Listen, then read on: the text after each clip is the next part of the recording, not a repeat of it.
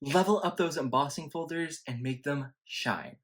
Hi everyone, my name is Brennan and welcome to Brennan's Crafty Corner. Hey everyone, my name is Brennan and welcome to my YouTube channel.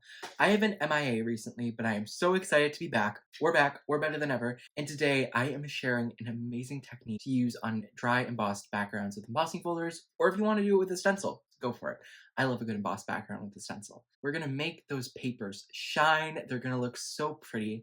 And this is one of my favorite things to do with an embossed background, just to level it up a bit. Are we gonna be doing embossing on embossing? Maybe, we'll see. So let's get into this video because I am so excited to make it. I love sharing techniques, and having a technique-centered video instead of making a card is just perfection to me. I love watching them. I love making them, so I am so excited to make this video. So let's get to it. So it's time to pull out your embossing folders and get ready because we are going to make them shine. The technique I'm sharing today is just adding a little bit of shine to your embossing folders, or the embossed paper technically, but getting into semantics at this point.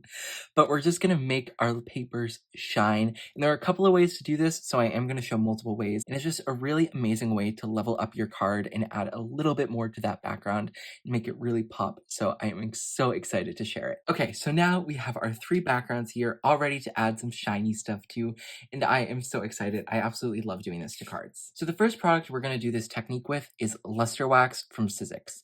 I have been using Luster Wax for quite a few years now, and it has grown on me. I've actually made Christmas ornaments with it. Example A, we got a Christmas ornament here with Luster Wax. And believe it or not, these were actually die cuts from Altenew that I put on with paper. It's fully paper, I know. But let's get back to the card making. So what's really cool about Luster Wax is that it's almost a paste, but it's much thicker. So you're not going to be applying this through a stencil or doing a whole background with it. But what you do is you just take the wax, you put your finger in, or you could do it on the cap, and you just very gently brush your finger against it. You don't want to be like scooping your finger. You want to just gently brush. So your finger gets a very light coating of it, and then you go in very lightly, and then you just hit all the areas.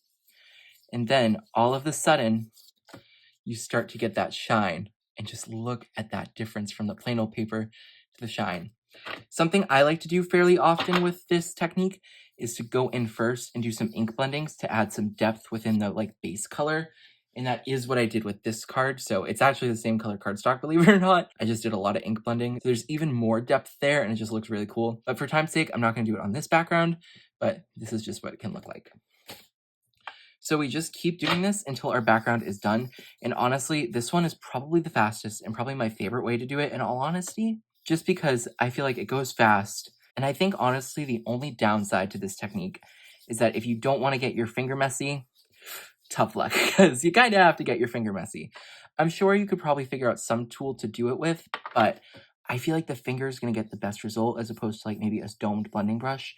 I honestly don't know how well a domed blending brush would work here, but it probably would work, just not amazingly. So I would suggest just using your finger. So there we go. There is our finished background. And just look at that shine. We took it from this plain embossed background, which is still gorgeous on its own. Don't get me wrong. I love a good plain embossed background. But look at the shine we added. Isn't that just so pretty? This is just such leveling up our card, and it took us only a minute or 2.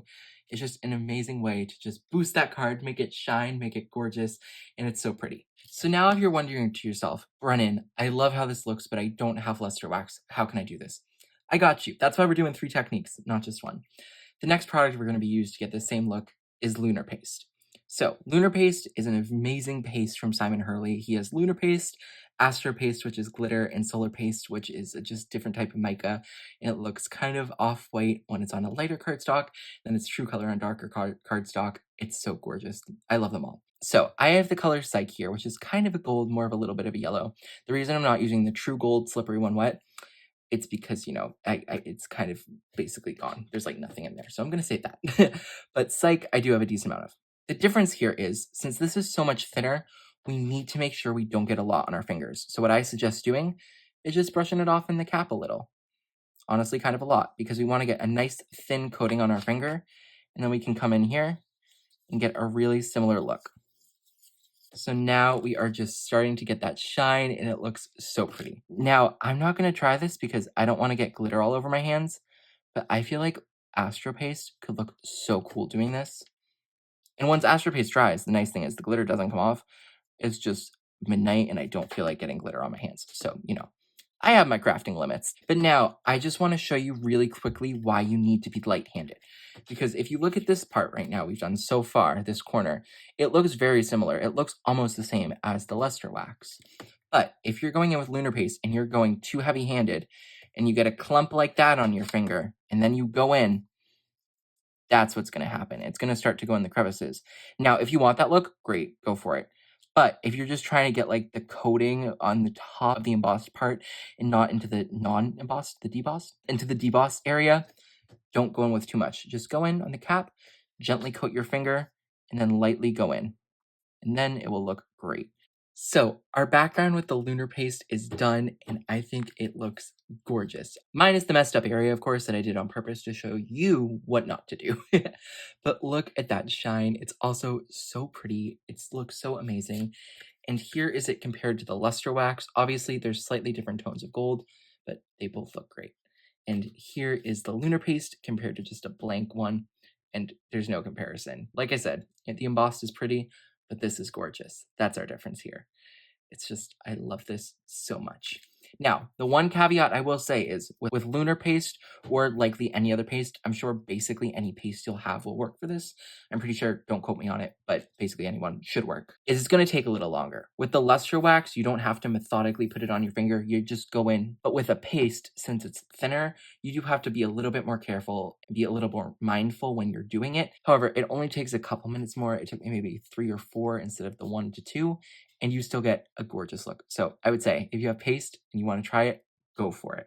Okay, so now we have our last way of doing this, or the last way I know. There are probably more ways out there. You're probably thinking to yourself, Brennan, we did a wax, we did a paste. What's left? Embossing. Embossing is what's left. So we embossed our folder with an embossing folder, so why don't we add a little bit more embossing with some embossing ink and embossing powder? So for doing this, you want to be careful. You don't want to go down and smush. You want to just go down and gently tap and you can kind of lightly glide if you want to, but if you go down and smush, you might get into the deeper areas, and if you want that, totally fine, but we're kind of trying to avoid it.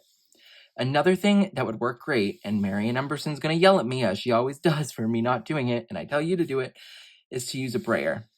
Wait! Oh my gosh, wait, I totally forgot. I have a new brayer in my room, but of course it's like in my bedroom in a package still. But I do have a new brayer that Michelle sent to me. So Michelle, if you're watching, thanks.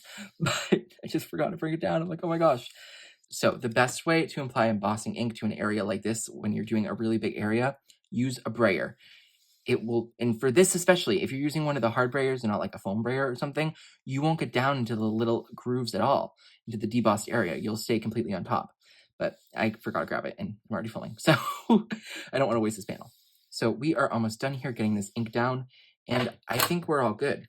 I think it all has a nice coating, and we're not really seeing any ink down in the centers there and like that little area. So I think we're good to add some embossing powder. I have some gold embossing powder here from Ranger. I love WOW embossing powder. I love Ranger. The only reason I don't use WOW for this is because, in all honesty, I don't have a WOW golden powder. I know, crazy, right? So we have that. Look at that. Now we're going to come in here to the top there and tap, tap. And tap, tap, tap, tap. Just going to keep on tap, tapping. And there we go. So as you can see, we may have went slightly too heavy with the ink, but it's okay. I'm still loving it. And up here, as you can see, since there's a little bit less ink, because I think this was the bottom when we did it, those lines are slightly more defined. So if you want a more defined look to your embossing folder, use a little less ink than I used and go even lighter with your pressure. If you want how it looks down here, go in with the same amount of pressure and same amount of ink I used. However, it's going to look different when we melt the powder. So let's go ahead and melt that powder. So I have my WOW heat gun here, and we're just going to heat this up. Normally I would hold it and do it so that embossing powder doesn't blow away, but I don't think it will here, so I think we're just good to go straight on. I think it's only fair I show a little bit of this heat embossing because, like, melting embossing powder looks magical. Just look at it shift, look at it become shiny and just gorgeous, and it ends up coming out so good because it kind of melts and you can see the lines a little bit more. I love how it comes out. So our background is all heated up and look at this shine. Oh my gosh. This is like the brightest one just because there's so much like embossing powder on here. And when you look at it, you can definitely see all those lines. It's just that there is embossing powder in like the crevice in between the two lines on the petal, if you understand what I'm saying. Like an example, on the luster wax one, in here in that little valley right there, there's no wax. But on here, there is embossing powder. But if you're going for that super shiny, super bright look, do the embossing powder. But here are the 3 methods of doing this beautiful technique with embossing folders.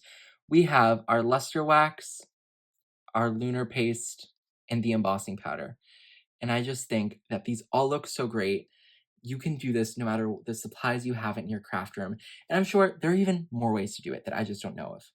Okay, so I have to ask, which was your favorite method in this video?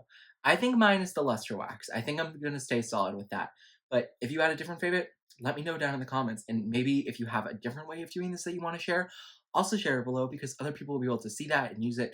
I can see it and use it, so it will be great. But I really hope you all enjoyed watching this video, and I'm so happy to be making it. Thank you guys so much for watching, especially if you made it all the way in, because like that's impressive. That's impressive, I gotta say. It's impressive. But thank you guys so much for watching, and I hope you have an amazing rest of your day. Hopefully you get to get crafty. Bye everyone, and happy crafting.